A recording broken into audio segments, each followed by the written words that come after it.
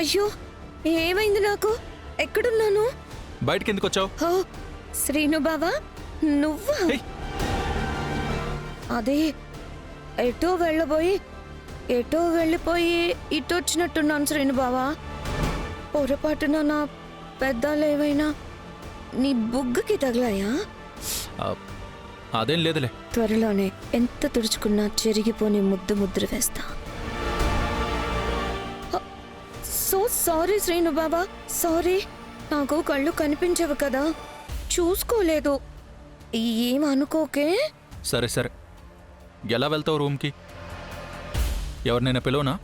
ఎవరి పనుల్లో వాళ్ళు ఉంటారు, ఎందుకు వాళ్ళని ఇబ్బంది పెట్టడం?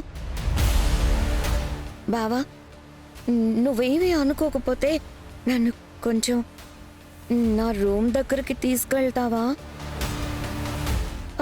అంటే మళ్ళీ నేను ఎక్కడైనా పడిపోతానేమో బావా. తనకు కళ్ళు పోలేదు, అదంతా నాటకం. నేను ప్రూవ్ చేస్తాను. దానికిప్పుడు చూపు లేదని నువ్వు అనుకుంటున్నావేమో, కానీ నేనైతే అది ముందు చూపుతోనే ఇలా వచ్చింది అనుకుంటున్నాను. అది మనల్ని వేరు చేయడానికే ఈ గుడ్డి డ్రామా ప్లే చేస్తుంది. ఆద్య చెప్పినట్టు చారు కనుక కళ్ళు ఉన్నా లేనట్టు యాక్ట్ చేస్తుందో లేదో తెలుసుకోవాలి. అందుకనే తన్ని రూమ్కి తీసుకెళ్తాను. నీకు ఇబ్బందిగా ఉంటే వద్దులే, పడుతూ లేస్తూ నేనే వెళ్తాను. ఆగు, నేను తీసుకెళ్తాను. ఇదిగో బాబా, చెయ్యి పట్టుకో. రా.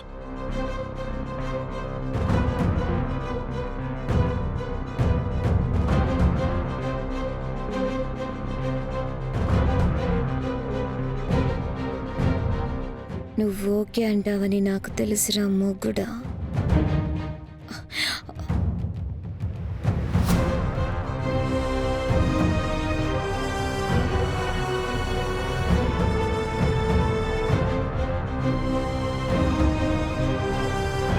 నీ రూమ్ వచ్చింది చారు, నేను వెళ్తాను. ఆగు బావా. ఏంటి? థ్యాంక్స్ శ్రీను బావా. నిజానికి ఈ మంచితనమే నన్ను కట్టిపడేసింది. కానీ ఆద్య నిన్ను నాకు దూరం చేసి తను కట్టేసుకుంది. సరే, నేను వెళ్తున్నాను. అంటే నా మాటలు వినలేదా? సర్లే శ్రీను బావా. సరే.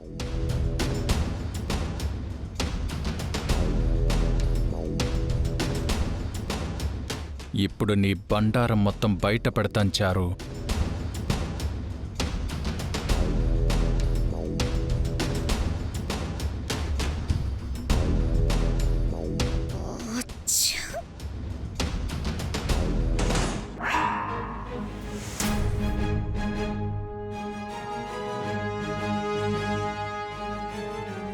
శ్రీను బావ వెళ్తున్నానని చెప్పి ఇక్కడే ఉన్నాడేంటి? నన్ను చెక్ చేస్తున్నాడా? నీకు కళ్ళు లేవని నేను నమ్మాను, కానీ ఆద్య ఎందుకలా చెప్పిందో నాకు అర్థం కాలేదు. అందుకే ఎక్కడో ఒక మూల చిన్న అనుమానం కూడా మొదలైంది. అది ఇప్పుడు క్లారిఫై చేసుకోవాలి.